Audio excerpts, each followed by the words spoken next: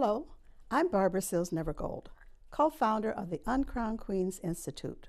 Welcome to They've Got Stories to Tell, Conversations with Uncrowned Community Builders.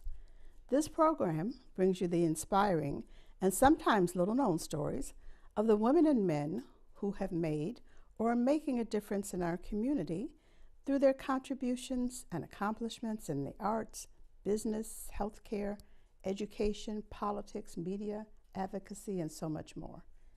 Each week, we have the pleasure of talking to another person of accomplishment and contribution. Accomplishment because of all they have done in thought, word, and deed, and contribution because of all they've given back to the community. An uncrowned community builder because we have not properly recognized, celebrated, and commended these individuals for a life that exemplifies the unspoken gifts they represent. Today's guest is a young woman who has made her mark in politics in the Erie County Legislature as the representative for the 2nd District and the majority leader of the legislature. Now, I only recently have had the pleasure to meet her and to learn a little bit about her story. In fact, last Friday, I learned more about Miss April Baskin as she was the keynote speaker at the Buffalo Public Schools summer graduation.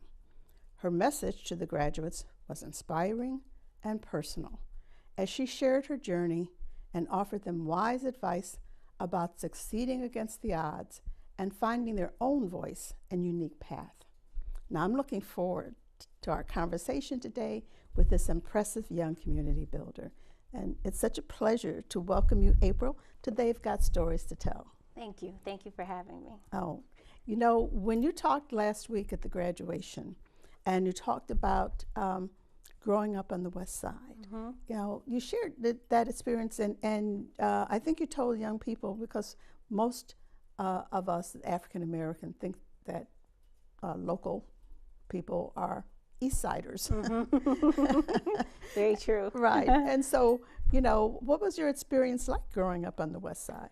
Very diverse. So yes, the West Side, there was my family that is Black American, and I had a lot of neighbors of Latin and Puerto Rican descent, grew up in their homes, learning their language, eating their food. I love Puerto Rican food. Still have a lot of neighborhood leaders and people that I love that I may refer to as abuela or tío, you know. So I had a lot of influence from the Latin culture. And then as I got older in the West Side diverse even further, growing up with friends from other cultures as well. So you had a multicultural upbringing. Very much so. Very much multicultural experience, I guess Very I much should so. say. Yeah, Yes. that's fantastic. I attended kindergarten at School 19, which was the Native American school. So a lot of that culture was instilled in me just at 5 years old in kindergarten. And so that has broadened your worldview, I assume. Yes, very much so. I remember going to New York City in my early 20s and trying to kind of discover myself, and that city being so heavily influxed with multiculturalism. It felt just like being at home. Well, one of the other things that I was impressed by, and I'm sure that others were at the graduation too, was your story that you told about overcoming, you know, quote, I want to say failure, and I put it in quotes because it wasn't, you know, you turned it into a success. True. So tell a little bit about that story with your encounter, I guess, with the math course. Yes. So the option to be enrolled in my high school, which was performing arts when I was in high school, in either a Math A course, a Math B course, or a Algebra A, Algebra B, and Algebra R. So they expected students coming in to take an algebra course. And there was taking the choice of taking Algebra A and B split between your freshman and sophomore year at a slower pace, or taking both classes combined at an accelerated pace your freshman year, which was Algebra R for Regents. Oh, okay. And I struggled through that course. I do have a different learning pattern, a preferred learning pattern, which is visual learning, audible learning. I'm a sensory-based learner. And math is very concrete. It's as is. And when you're a right brain learner, creative person, and the answer is very specific, and it's not left up to interpretation, that is sometimes hard to retain. So I took that Algebra R class freshman year, failed it, took it in summer school, failed it, took it sophomore year, failed it, took it in summer school, failed it, junior year, failed it, junior year summer school, failed it, and then found myself as a senior still in Algebra R, completely defeated, embarrassed, and short an additional math credit. So my senior year of high school, I had to go to school all day as a traditional high school senior at Performing Arts, and then in the evening, I had to take a math course at Bennett Night School. And you passed. I did pass. Eventually, I passed the night school course and I passed Algebra R. And the students at the graduation last week did appreciate that. My staff commented on how exhausting maybe the story could have been listening to the narrative of it, but everybody in the audience did celebrate when I finally graduated, just like I did when I was 18. Yeah. Well, absolutely, because we know that the students who are graduating that summer had to overcome a number of different barriers to get there, and so your story illustrated. That's why it was important for me to share that story with them. They did not graduate in the traditional time of when we usually celebrate high school graduations in June, but they still did persevere, and I'm sure there were times where they felt discouraged and exhausted. So it was an honor to be there with those young people who had pushed through just like I had pushed through. And you also told them, just as you've talked about how you have a different learning style, and so very often, even teachers, even educators really don't, I mean, they understand, but they really don't apply that philosophy or that methodology or understanding to their teaching, because we're so constrained by standards, from that are given to us from New York State or from the federal government, that we have to make sure that kids are ready to take an exam. Right. And so those kids who are more auditory learners, or need the visual, need the hands-on, really kind of get pushed into a box where they have to do it a certain way, because if you don't, you can't pass the test. And so it was important, I think, for you to make that statement. And also, the other part of that, I think, was the fact that you encouraged the students to find their own path. Even though you gave them your example, you acknowledged that, you have to find your own path. Right. We do. I believe society, like I shared in the speech, which I'm grateful to Buffalo Public Schools for sharing in its entirety on its website. So now the community, parents, and families can check out my story, which just makes me feel very special.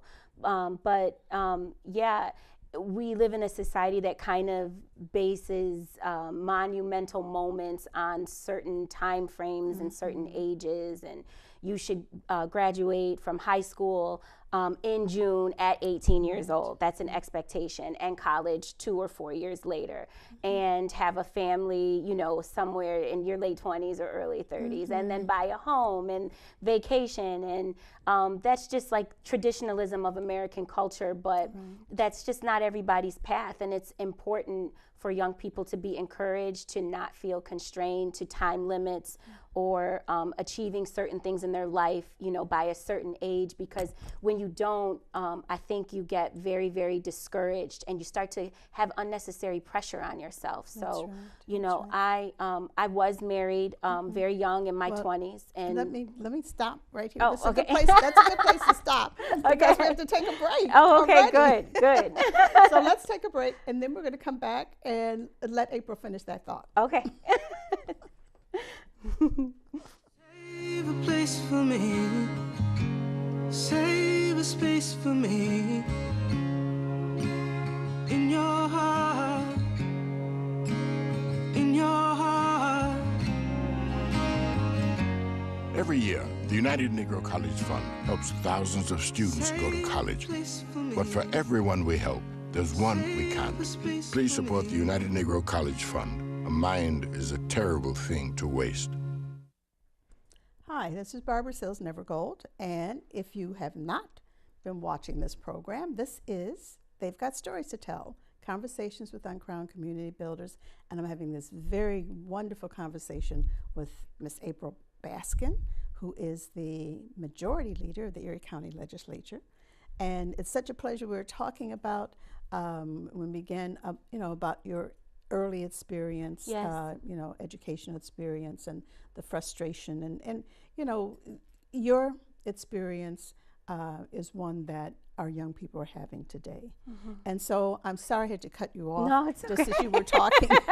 It's okay. As you were beginning to talk a little bit more about that. I don't know if you want to go on that stream or if we should move on and talk some more about how you have taken what you've learned and your unique, I guess, learning style into your political career. That's very true. Yes, yes. Well, to finish the thought, I was just speaking to the pressure of feeling like you had to fit into a plan that society has set for us, and that I had gone down the road of starting a family very young, and the pressure of making it work in the way that I saw in the movies, or I felt that people in my neighborhood had kind of done. So I have a very unconventional life, just like I was a very unconventional student, and my path to getting my high school diploma all the way to my college degree, to becoming an entrepreneur and to becoming an elected official. It was not the traditional way in which people do it, and that's okay. I have aborted the idea of following society's rules and plans, and I just kind of live in the moment and do the best that I can and work hard. Okay. And every time you say, as a young person, or when I look at you and you talk about your experience as a young person, I think this is a very young person still, but your experience has aged you to a certain degree. What'd you say? So let's talk I'm about how... actually 76 years old. Yeah. Let's talk about how you got into politics, because when I was preparing for the program, and I knew that you had recently been elected to the Erie County Legislature. Yes. I did not realize, however, that that election only occurred in November of 2017, less than a year ago. So first of all, what motivated you to seek political office? And is this the first office that you sought, or had you also held some other offices? No, very much so. There's a couple things. There's the form of government in which I serve, and that's county government. And then there's the path into politics. So statistically, women are asked 8 times to run for office before they say yes, especially if they are women who have no interest. So I come from a background of public service. I worked, eventually I got into education, unconventional education for youth with learning disabilities. I served in AmeriCorps, an ABLE division, which is working with schools locally with young people in poverty and helping them achieve educational goals. So I always had a heart for service.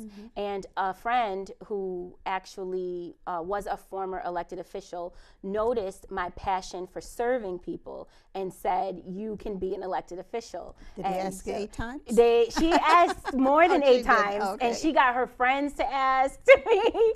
And eventually I did the research. I saw that county government is the division of government that works directly with the people in terms of providing service. So as a county legislator, in addition to having oversight of the county's budget, my job is to provide social services, HEAP and food stamps and veteran services, health services, environmental health. So with me already having a heart for service, rolling into that branch of government was not that difficult. But the question is was it my first go around with politics? Right. Very much so. I was working in unconventional education and advocating for youth with disabilities and who had different learning styles, and kind of making my mark in the community that way.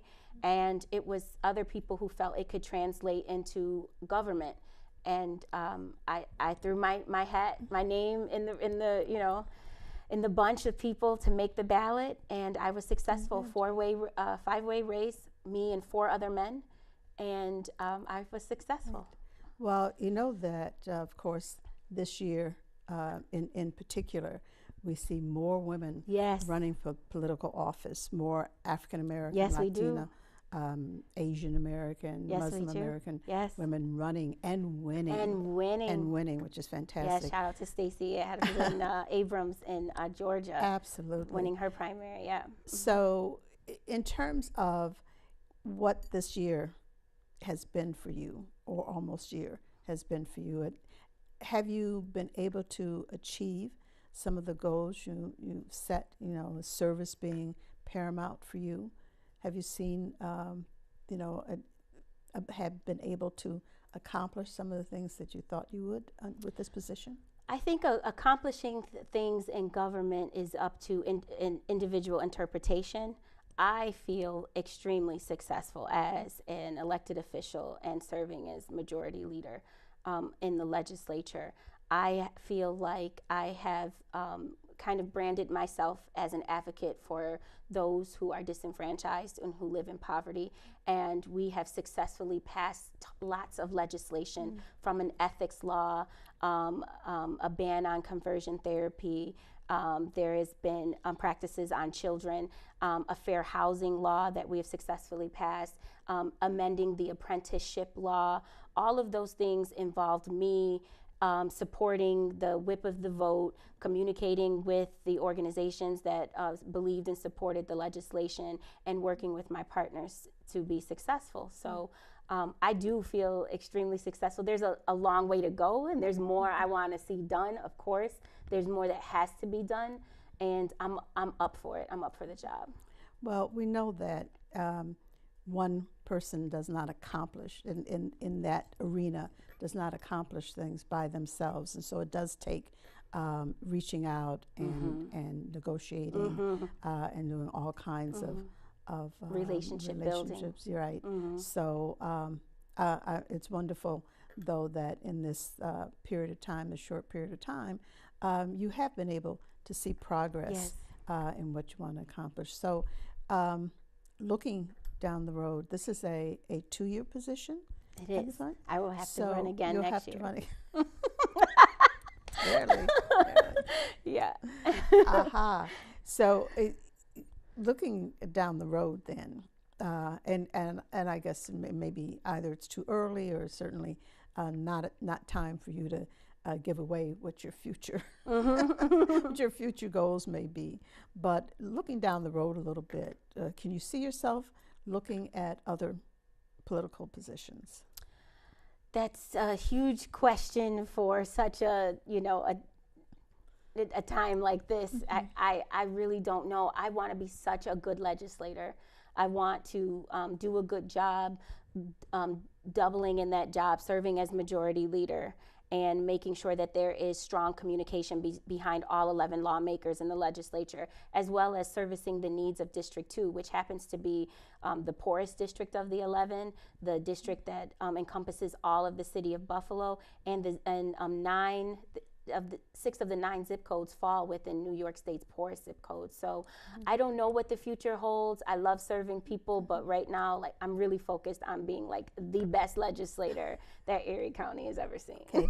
I can understand that. I understand that. I don't want to trap you into anything at this point, but we expect that we're going to see you move and develop more and grow more. I appreciate that. At this point, we're going to take another little break, but when we come back, I do have a question about your service that I want to ask. Okay. So stay tuned as we have this conversation with April Baskin.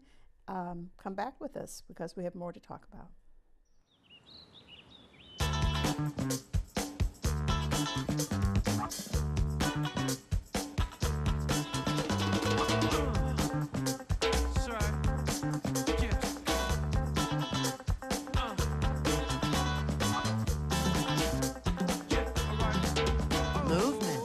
Along with weight loss, it's one of the many ways to fight osteoarthritis pain. For more information on managing pain, go to fightarthritispain. Hi, welcome back to They've Got Stories to Tell, Conversations with Uncrowned Community Builders. And if you're just joining us, I'm talking with April Baskin, Majority Leader of the Erie County Legislature and Representative for District 2. Yes. Right? So we talked about your political experience and a little bit maybe about your future leanings and thinking and all. How has this experience, though, impacted you, your personal life in terms of your family, your day-to-day, comings and goings and so forth? How has that changed? I think strongly in two ways. It's really strengthened my relationship with my daughter. I'm a single mother, and she is so much more aware of the political climate and being present and understanding people's needs and service unto community. And she's only 9 years old, and some would think that maybe that's too early given our political climate to include her on such narrative, but I strongly disagree. She's a bright child, and we have these deep conversations about love, about people, about service, about community, and I love that. I love what it's done for our relationship.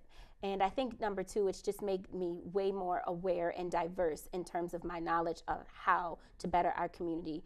Like I said, my skill set was in the arts and in education, and before getting into government, those were the only two areas where I really, really kind of had an influence and dived into servicing people.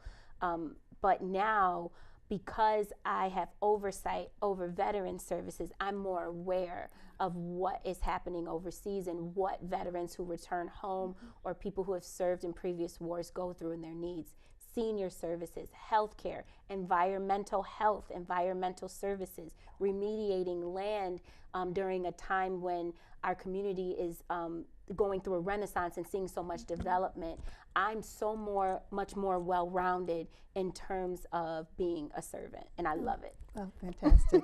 And I know you've mentioned several times about education and young people.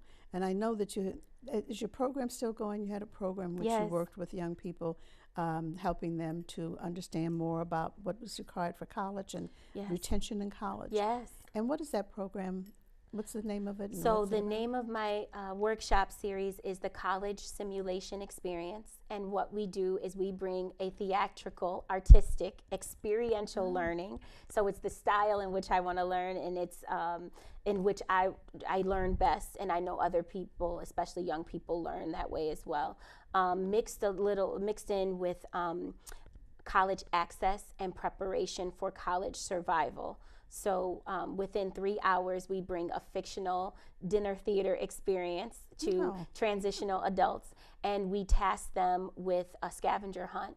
And it is teaching them how to survive while they are in college, because we have to do more than ensure that young people are enrolling. We have a lot of financial support and a lot of academic support to make sure that kids get into school. But if you come from a low-income background, or if college is something that is not the natural narrative of your neighborhood, or if you're a first-generation college student, staying in college is going to be difficult. We talk a lot about enrolling students, but we don't talk enough about the number of students that drop out for reasons other than financial barriers. So we task kids and teach them how to grocery shop, how to do laundry, how to apply for scholarships, how to register a car at the DMV, what it means to manage your time, the choices and decisions and consequences when it comes to choosing friends in a major. And we do this all in this fun, timed 3-hour game. And it's been very, very successful. We've serviced 2,000 students in 4 years, and we've given away $5,000 in scholarships. Oh my, Yes. That's extraordinary. Well, that's something I think that the schools could use. So hopefully we can talk offline That would be great. about that in the future. I'd love to see something like that at the schools, because we know that, again, what you're talking about is known perhaps, but people don't really, again, give it the weight that it needs to be given in terms of maintaining or helping individuals to stay in college once they get there. Right. There is college admissions, and then there is a social emotional life skill component. And when you're 18 and you go from the traditional classroom and being under the supervision of principals and parents and grandparents. And then you have this autonomy to kind of direct your own life and make choices.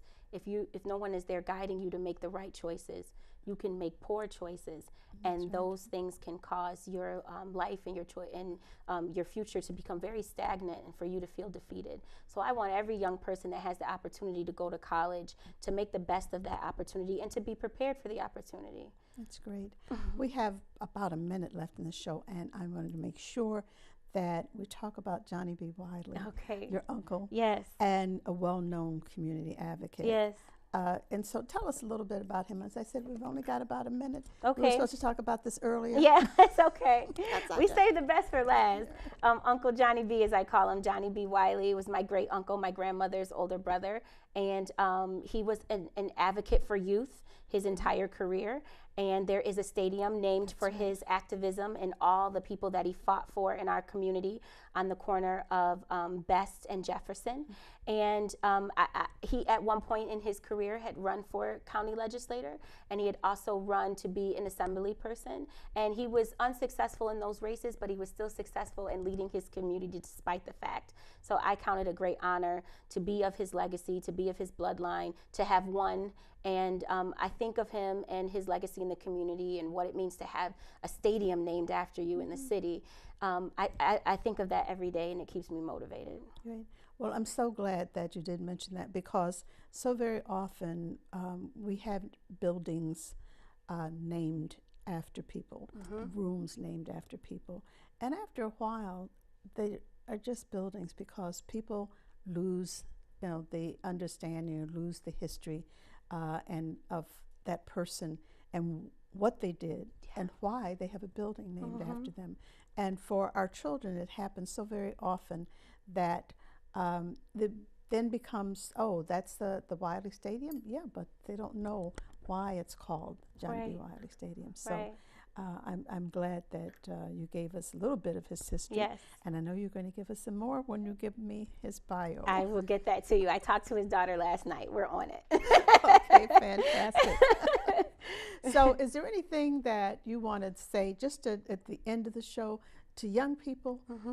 Any message you want to send them? I do. I want to say just work hard. A lot of us are pressured to reach certain goals and like I said, fit into society's mode. But whatever lemons that you have in front of you, or whatever situation or whatever part-time job that you're working now, be the best at that job. Be the best car washer, be the best grocery bagger, be the best student. Someone will notice your hard work and the fact that you work very hard at what you have right now, and through that, they will give you more. That's how you achieve your goals, working hard with what you have. Fantastic. And that's why I encourage people to go to the Buffalo Public Schools website and take a look at April's, Miss Baskin's, I should say, speech that she gave last week at the graduation. Whether you are a young person or an adult, you'll find inspiration in it. Thank you. So at that, this has been They've Got Stories to Tell, Conversations with Uncrowned Community Builders, a program of the Uncrowned Queens Institute. We invite and encourage you to visit our website at www.uncrownedcommunitybuilders.com to learn more about the lives and the contributions of the uncrowned queens and kings we're spotlighting in this program.